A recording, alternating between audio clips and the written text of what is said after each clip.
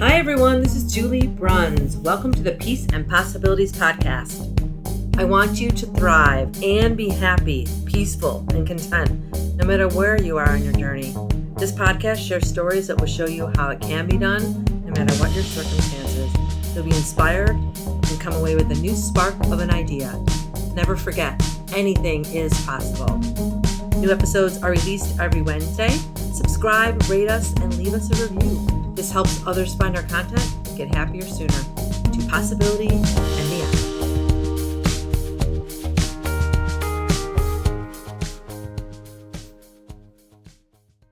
Everyone, welcome to this episode of the Peace and Possibilities podcast. I'm here with Alan Kaye. Hello, how are you? Welcome, Alan. How are you? And Alan and I met just a few weeks ago. I was invited to a virtual networking event, and I was excited to go, and I didn't know anything about it. It's called Virtual 5 o'clock, right, Alan?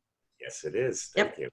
And I was invited to go by my business coach, Wayne, and he said, you need to show up here and check it out. It's really cool. It's a great group of people. I'm like, okay, why not? I love great people. And then I got on the call, and he was right. You and Lane were on there just talking and encouraging everyone to share. And it was a really great group of people, and I got a great vibe from everyone, and it was exactly what Wayne said it was going to be. And I'm happy to be a part of it now. So that's how we met. And then I reached out, and you reached out back to me and said, hey, how can we support you? And it's like, wow, it's really that nice. And then I was thinking about this morning, Alan. Like, this is the whole reason I got into business for myself, was so that I could surround myself with people, like-minded people, and people that want to do better in the world, and people that want to help other people. And I get to choose who I talk to and work with every day, and it's awesome. And that's the essence of our group, and we're so blessed to have you to be part of it. So yeah, thank you. Very thankful to Dr. P. Thank you. Yes, I love him, and I just met him, Wayne Purnell, back in June. We were both at the same training event, and sure. I reached out to him and basically did the same thing and said, do you want to be on my podcast? You seem like you love what you do. He's like, I'd love to be on your podcast. Do you want to be on mine? And then I didn't know he had one. Yeah. So that was fun too. So I just keep doing that, keep reaching out to people that I want to be connected to, and I love it. So thanks for joining. Same here. Thank you for having me. Yeah, so I could tell too when I met you on the phone that day that you, just your energy and your demeanor, I could just tell you were a cool person, but I was also like, you were sincere. You and Lane both on the call were very sincere about like helping people and just genuine, good people. And I was like, you know what? I'm going to see if Alan wants to be on my podcast. And here we are. So thanks for joining. Yeah. A week later, here we are. I know. It's crazy. That's also what I love. Like, just plan what you want to plan and do what you want to do. Yeah, and I can't agree more with you about, when you feel that instant connection. And that's, again, what I love about entrepreneurial, this kind of stuff, because you're in control and you get to meet people, like incredible people like yourself. And very thankful. Very thankful. Yeah, it's I've always thought, like, whenever I landed a job or new role, I'm like, okay, that's right where I'm meant to be, and I'm going to meet some great people. And I always did. But I always I just wanted everyone around me to be great people. And my husband used to say, well, that you can't have that. I'm like, why can't I have that? Right. Oh, I can have that if I create it. Exactly. That was my light bulb moment last year. So, okay, let's get down to it. So tell everyone what you do, and then I kind of know a little bit about the story, but how you landed where you are and what you do for a living, and if you always saw yourself that way, and if you wanted to be doing the work you're doing that you love so much now.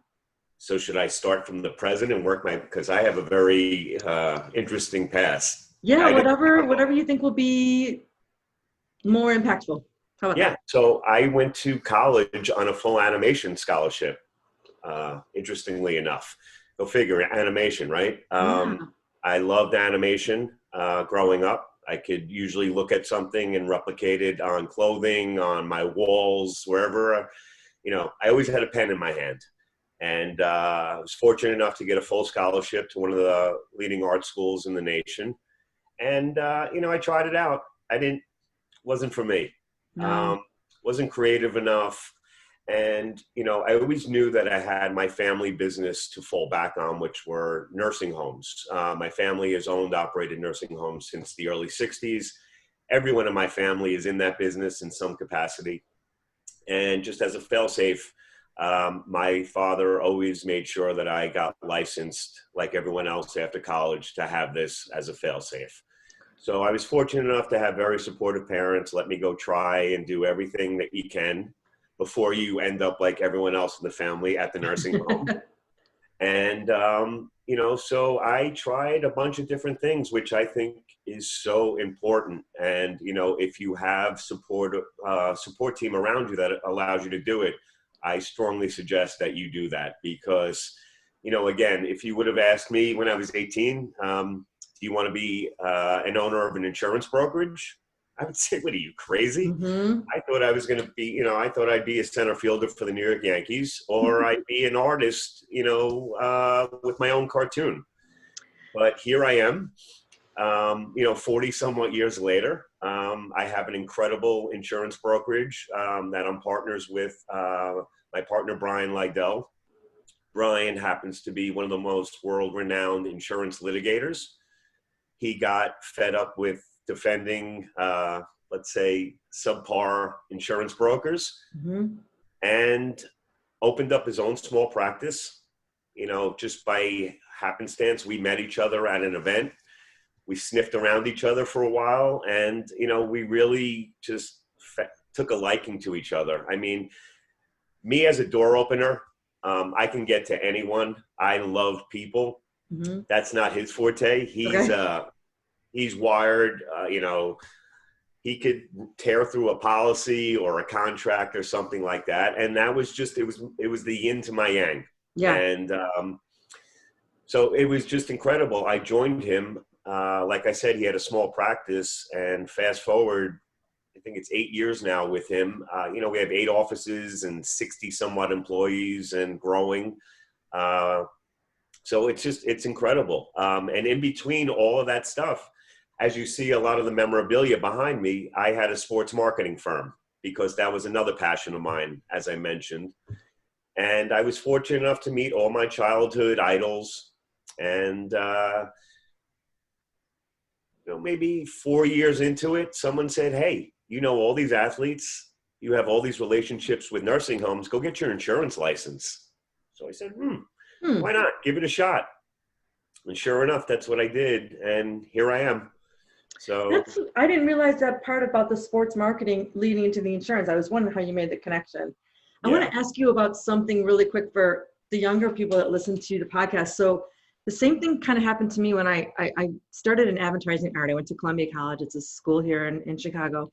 And I was the same way. I would draw all the time when I was younger. I took art classes, but I was the type of person that could copy anything. Like if you gave me a sticker, I could draw it. I put it on the paper and I could draw it. But I thought I'm good at drawing. So I went to art school, advertising art.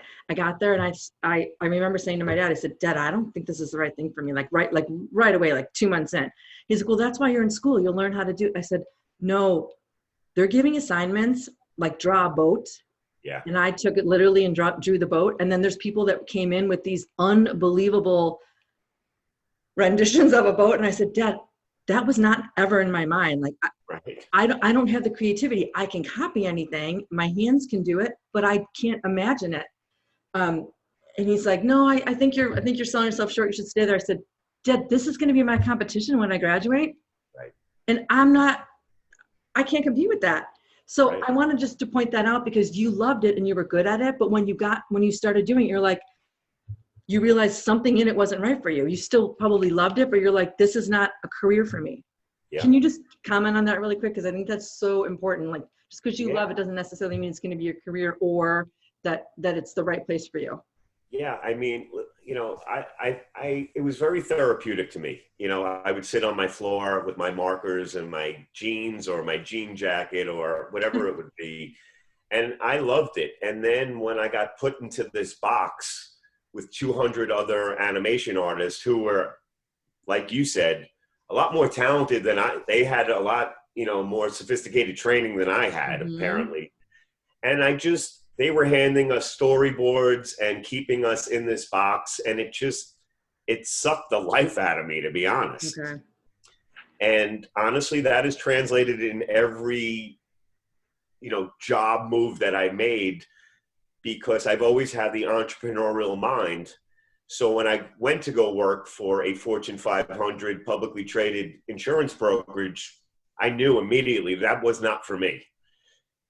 I went from always doing my own thing to now being in this box. And I do not like being in that box, because I have a plan in my mind, and I know how I'm going to get there, and I know who I'm going to go with. And, again, it's interesting now looking back how every time I got put in that box, I found a way to get myself out of that box. And sounds like you realize very quickly, I'm the same way too. As soon as I get there, like, it just takes a couple of weeks. I'm like, this isn't right. Like, I just get these feelings.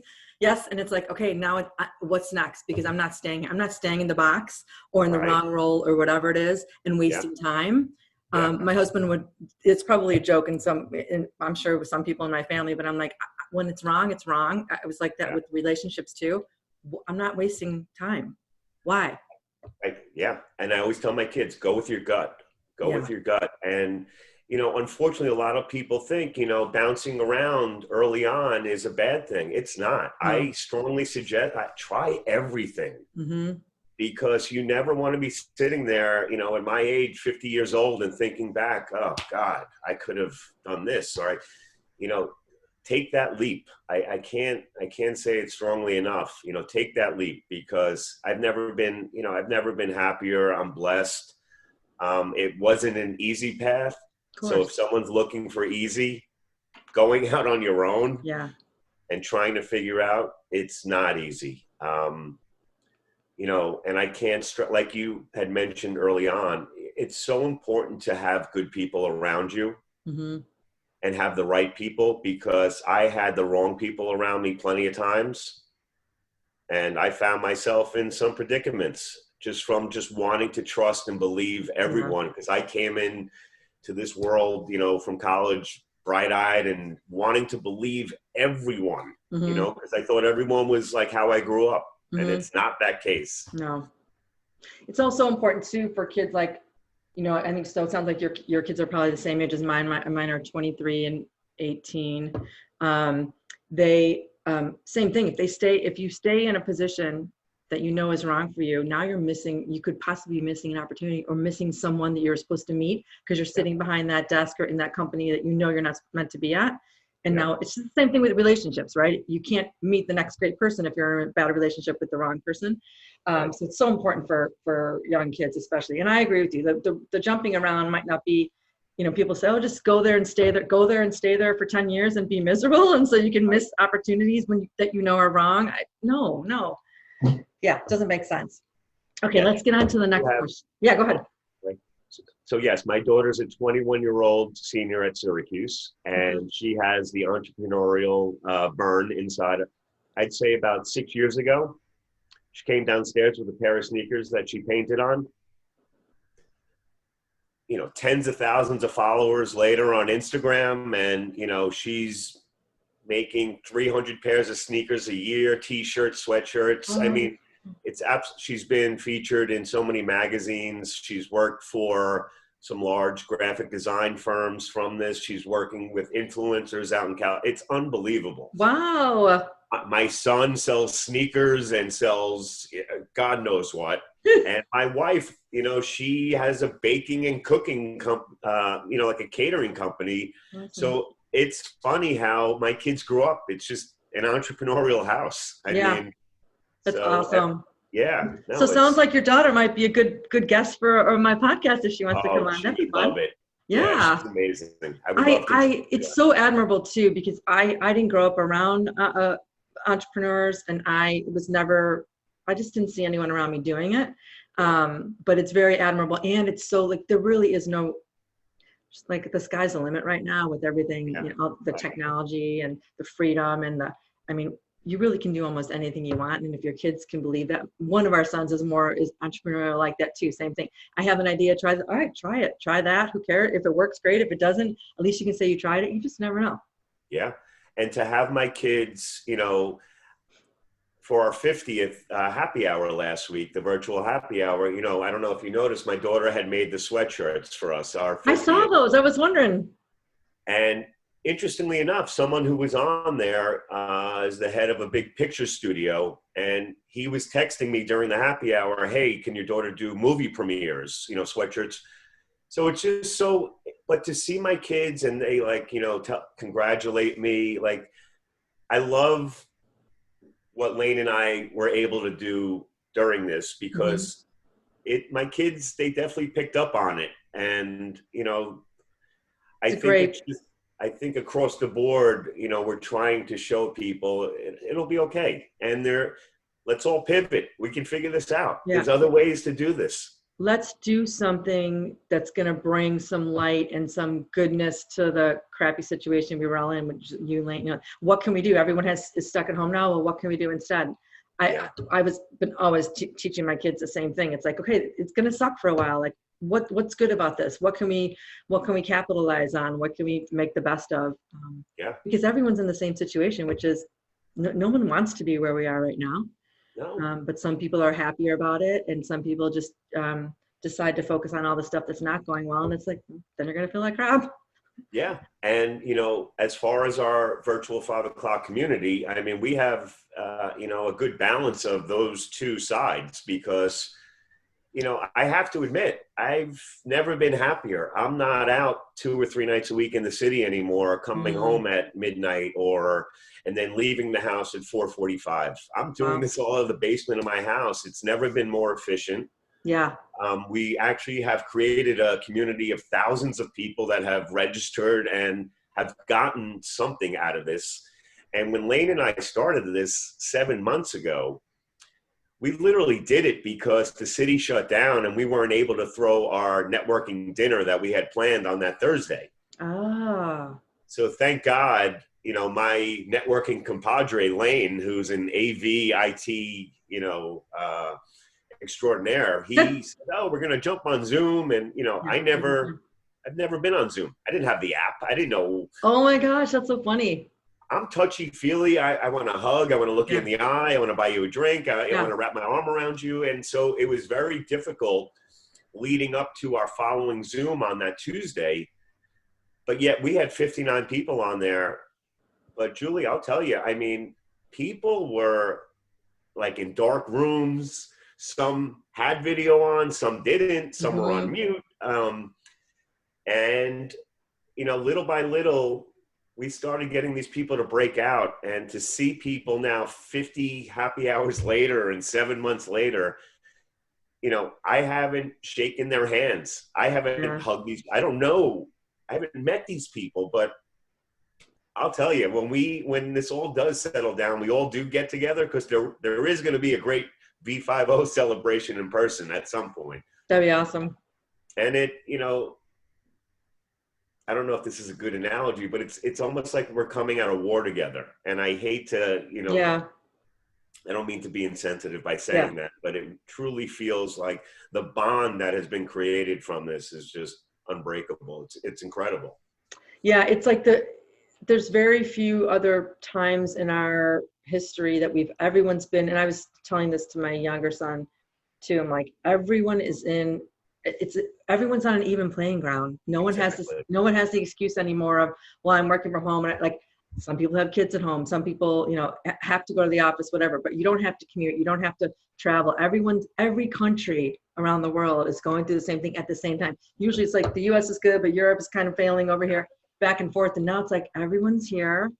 Everyone can either make the best of it, get new opportunities, see what else lies out there that you didn't, you know about before, or you can just sit back and say, well, I want it to go back to normal. Well, the longer you say that, the more you're letting opportunities pass you by, because that's not happening right now. So what else can you do? Yeah.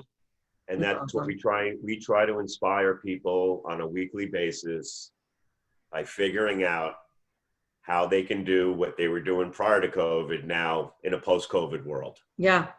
And thank God we live in a world of technology, because I couldn't imagine 20 years ago. I know.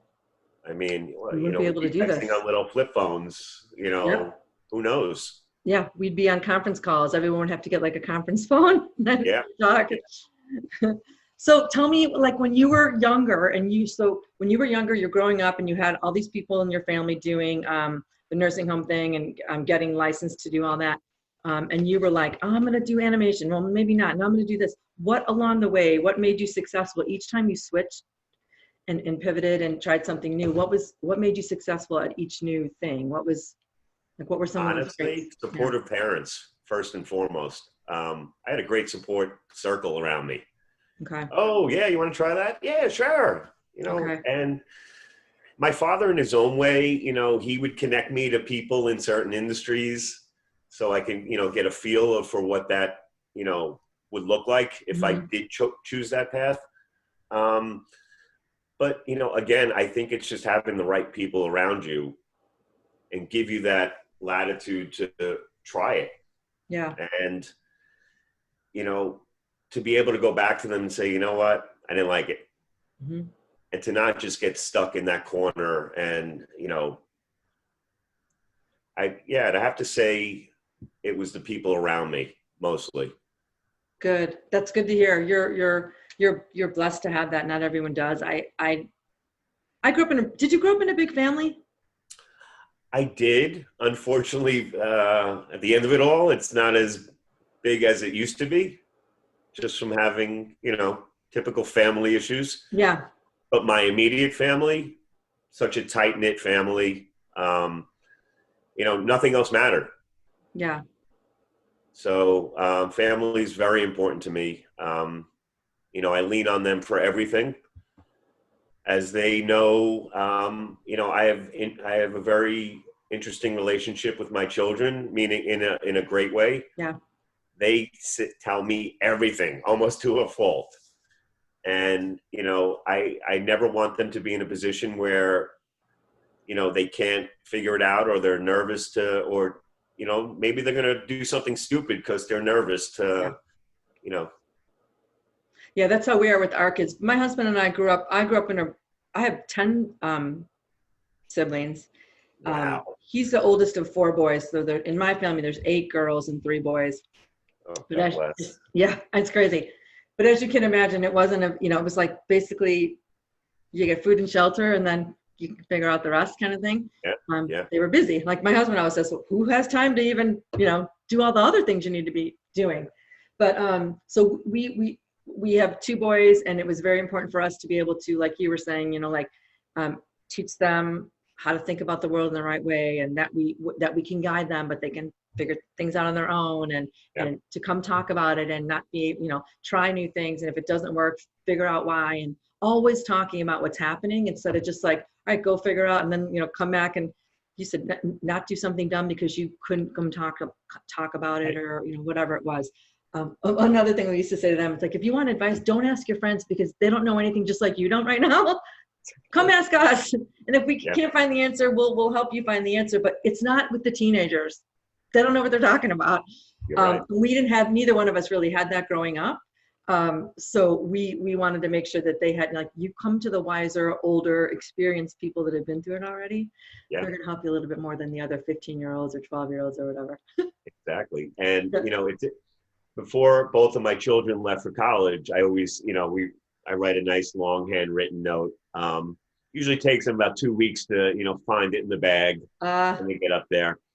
But one of the things to my son was, I'm here anytime. One thing I didn't have with my parents was I was terrified if I was doing bad in school. And so I would let it get really, really bad before they, eventually found out. Now it's even more difficult for the kids because we get emailed in 3 seconds if they're not in class, if there's an income, like I can't even imagine. I know. But, I wrote to him that, don't make those mistakes that Dad did. Yeah. I'm here. I wish I had that connection with my father as far as it went to school, because it would have been a lot easier on both of us. Mm-hmm. So, and he wrote back, he ended up, after reading it, writing. And he's come to me saying, I'm finding this really difficult. They're doing 20, 30-page papers, which they didn't really do in high school. Yeah. So, it's just, it's wild. It is. It's crazy. And that, yeah, that's going to be a whole other book I think I'm going to write about parenting, because Yeah. there's so many lessons right in there. Yeah. Not that there's already a ton of books out there, but I still don't think there's the proper parenting book. Like No. the guide, you know, Yeah. the Yeah. handbook. What advice would you have? So you probably have already done this for your kids. What advice would you have for people? So whether they're 25 or they're 55 and they're searching for a meaningful career, they haven't found their purpose yet, they want to use their strengths. What would you say to them? Well, again, I was blessed to have certain people dropped into my life at certain times, which sort of led me in those paths, because I would see someone that, had a sports marketing firm, or someone that was doing this, and I was really intrigued. And I was lucky enough where these individuals would almost become like a mentor of mine. So they would sort of give me a blueprint, of what landmines to stay away from and so forth. And again, by having the right support staff, I was able to pursue that and see if I really liked it. And again, there were so many other little things in between that I tried that I'm not even mentioning, that it was a total zero. Yeah. And, I wasted a few months, but at least I know in the back of my mind, hey, it looked great, sounded great. I hated it. Yeah. Try it. I would, that's great advice. Like just try it. And if it doesn't work, at least you can say, you can look back and be like, yep, that doesn't work for me. That doesn't work for me. I know. And then I tell my kids the same thing. Like the more you can eliminate, the closer you can get to the thing that you really want to do. But if you don't try, you're just going to wonder, like with your animation, if you'd never tried that and did what, your whole family did, you'd be 40 years old, 50 years old going like, I could have been an animator. And then thinking, and then like lamenting the fact that you never got to do it. And then finding out, oh my God, I didn't even like it. Yeah. Think about all the years you would have wasted worrying and wondering about something that you never even eventually were going to do. Such a great point. Right? So do it earlier so you don't have to have the regrets. We had a couple of deaths, and one in my family last year, and then my husband's good friend died in his mid 40s of melanoma. So the last 4 years really have been more about, thank God that's not us.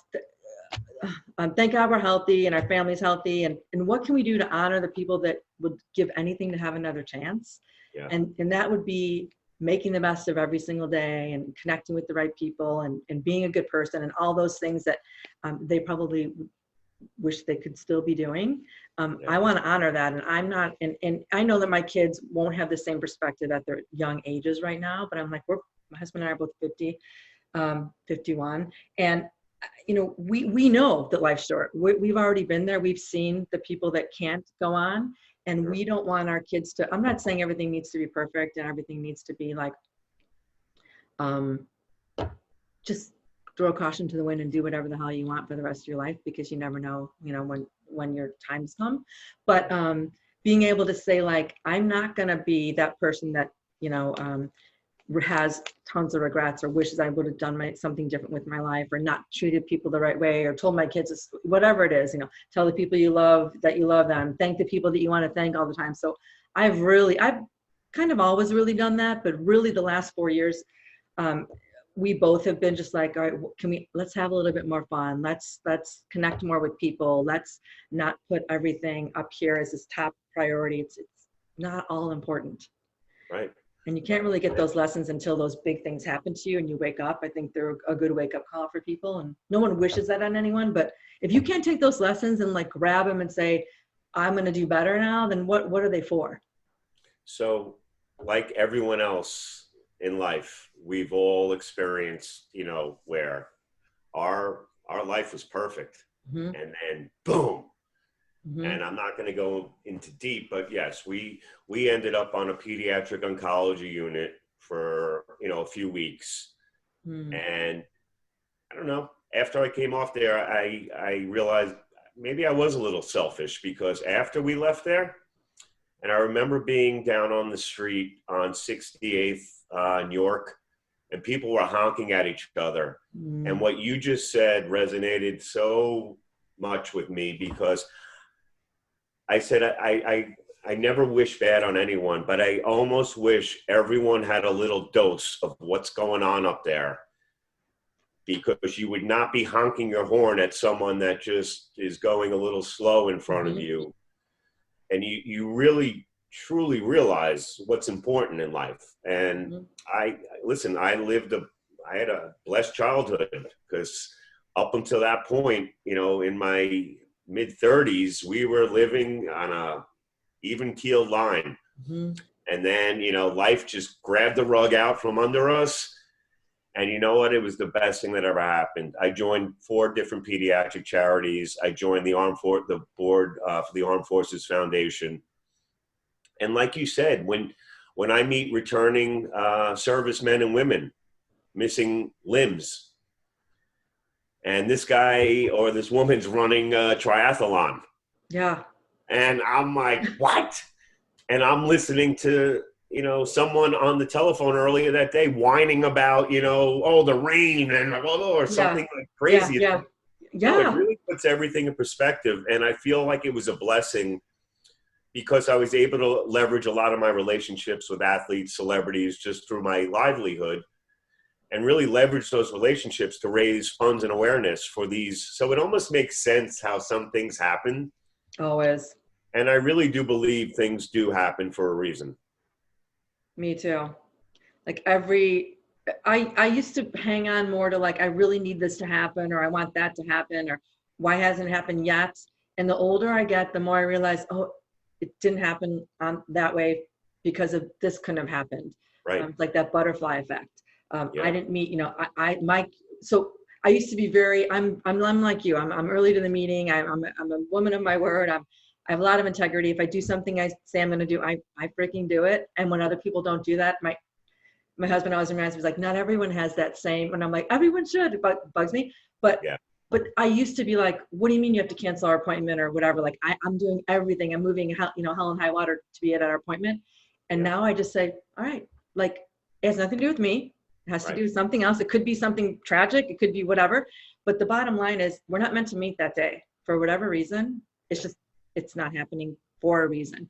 And I used to just be all, you know, wrapped up and then like, it should have happened today. And then I can't let go of it. And then I get mad. I'm like, that doesn't happen anymore. Number one, because life is short and it's not that important, but it really does happen because I'm supposed to be having that meeting in 2 weeks or whenever it got rescheduled to, or that person is not coming on my podcast today because if they came on, it would have been bad and something would have been off about it and it wouldn't have felt right, whatever it is. I trust that so much more than I did even 5 years ago. Yeah. And it rings so true, because I think back of so many things. What's so important to tell the younger audience is don't take it personally. Don't be so emotional. Excuse me.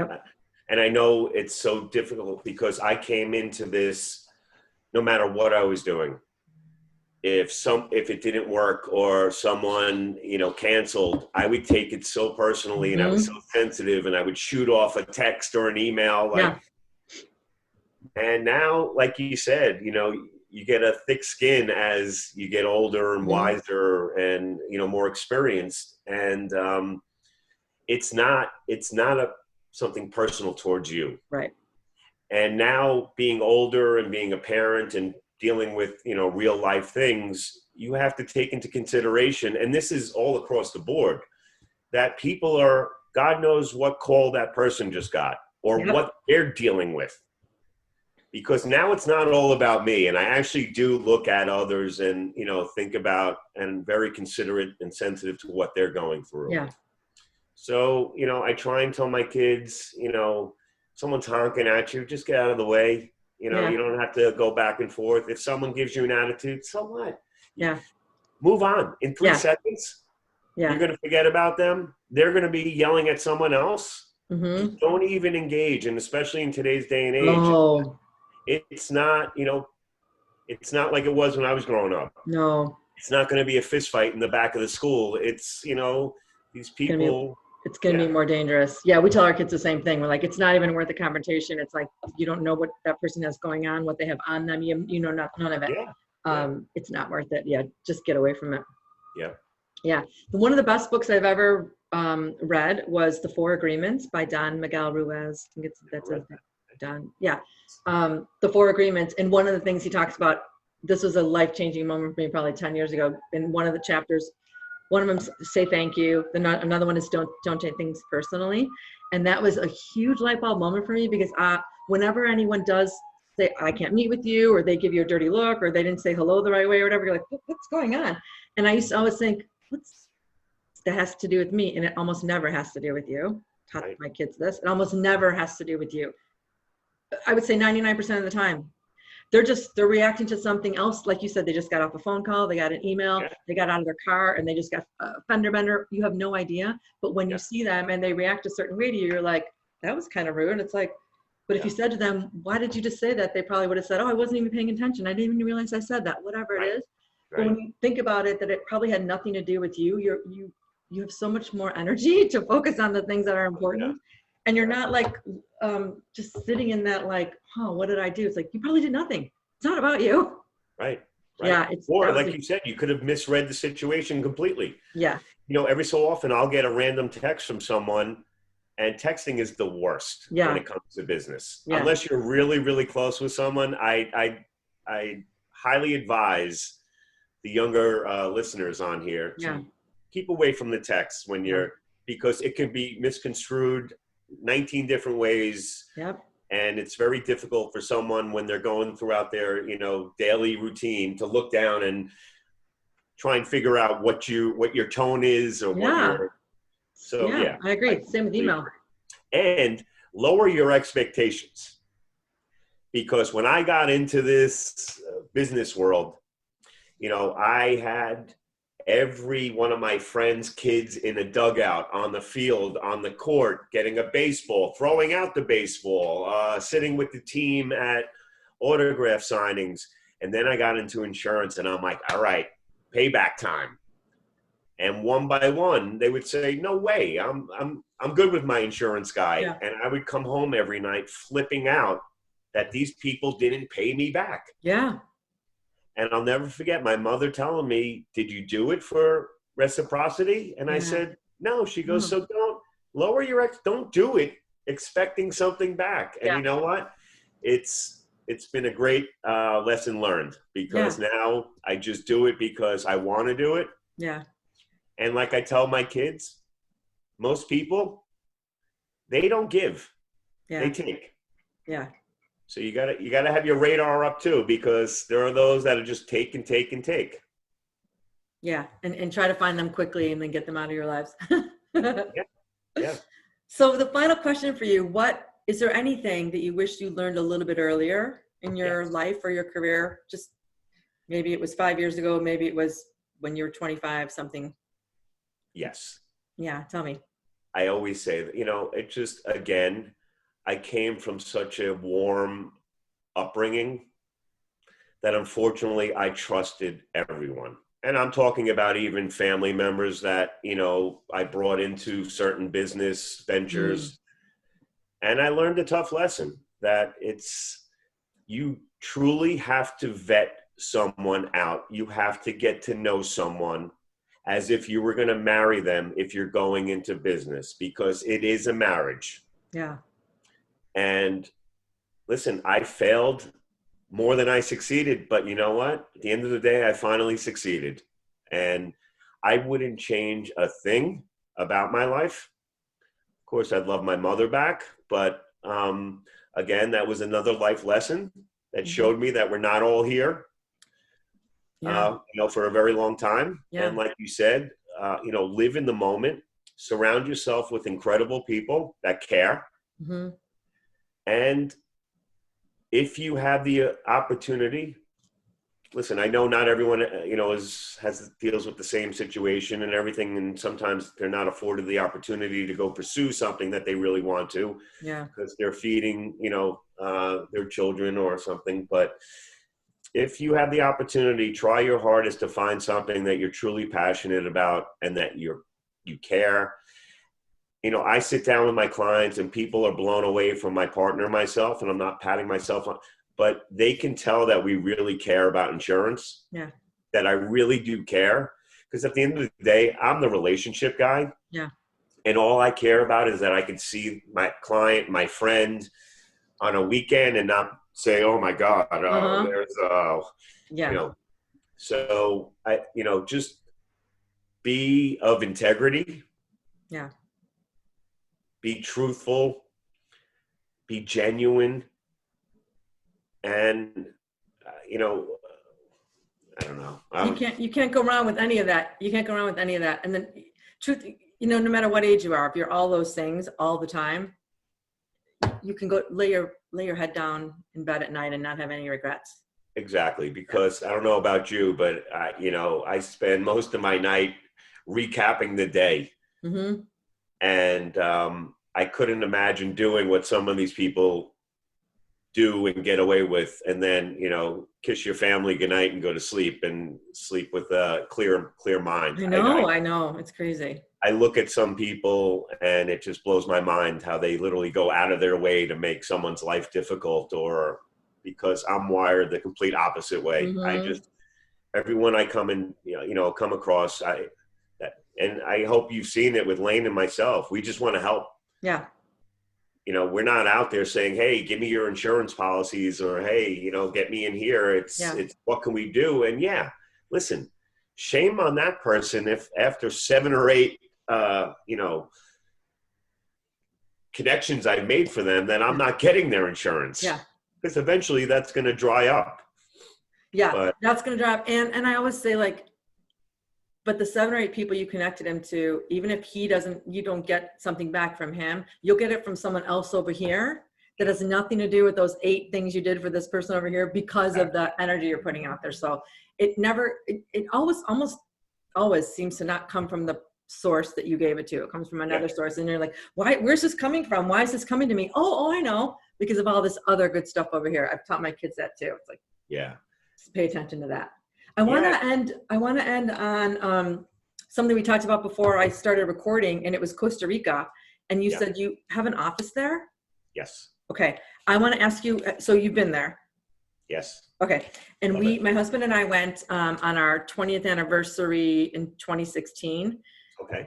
And we'd never been there before. He always wanted to go. We went with another couple that we met on our honeymoon 20 years ago. Now it's been 24. And he just, something about it was calling. He's like, we have to go there. Can I tell you, that place is so special. Magical. I was not expecting it to be, I was expecting it to be beautiful, but the people there, the people and the energy and something about the vibe there is so, so special. I can't say enough good things about it. I can't wait to go back. Did you feel that way? Unfortunately, we haven't been back. We haven't been back in 3 years, but my partner was actually recently there right before COVID. Okay. But we are partnered with a boutique real estate law firm there. Okay. My partner has deep roots there, owns a lot of properties, and we do a lot of property insurance for expats and so forth. And we have some company retreats there. So, but like you said, the people, I mean, they're so welcoming, and we've created a nice little extended family down there. So awesome. We were there when the night the Cubs won the World Series. That was the first night we were there. Yeah. And we didn't plan it that way. We just planned it. We could go when the rainy season was over in the first week of November, and it happened to be like November 1st or something like that. That was the last game of the World Series. Mm-hmm. And we got to the hotel and we're like, okay, so we've been up since like 2:00 in the morning to catch our flight. And now it's 6:00. We're like, we're going to watch the World Series. They're like, oh, we closed this bar at 6:00 or whatever. We're like, that's the bar with the TV. Like, we have to see it. They're like, we'll stay open for you. They stayed open till the game went to midnight that night. Incredible. I don't know if you remember. Yeah, he had a home run to right, I believe. Yeah, it was crazy. But they're like, no, we will just stay open for you. We're like, you're staying. What do you mean? They're like, and then of course the bar got crowded. Everyone was watching the World Series, but it was just like that was our first experience there, and they were just like, oh no, we will just do this for you. We're like, right. Really?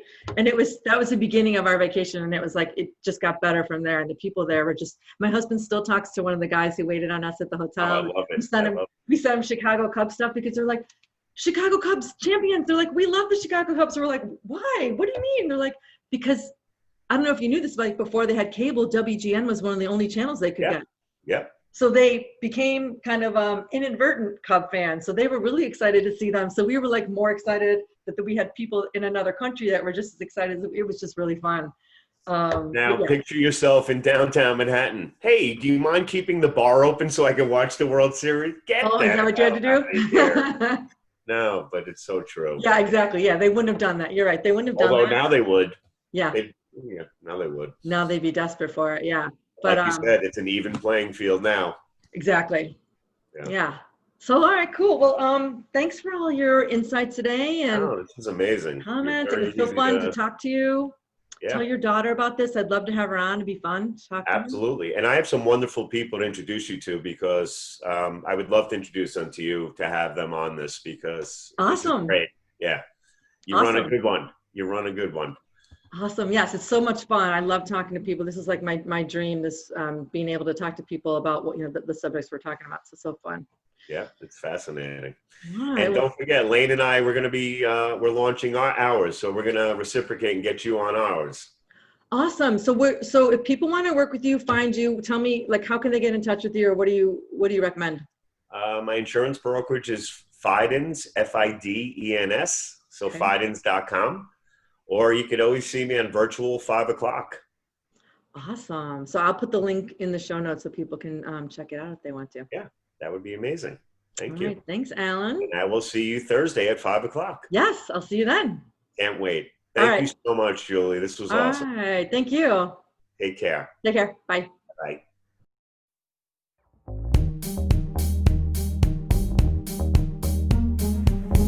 Thanks for listening. If you love this content, please rate us 5 stars on Apple Podcasts or whichever platform you found us on. You can get all my social media links in the description below. Help us keep the momentum going so that every person can live their lives happily, doing work they love.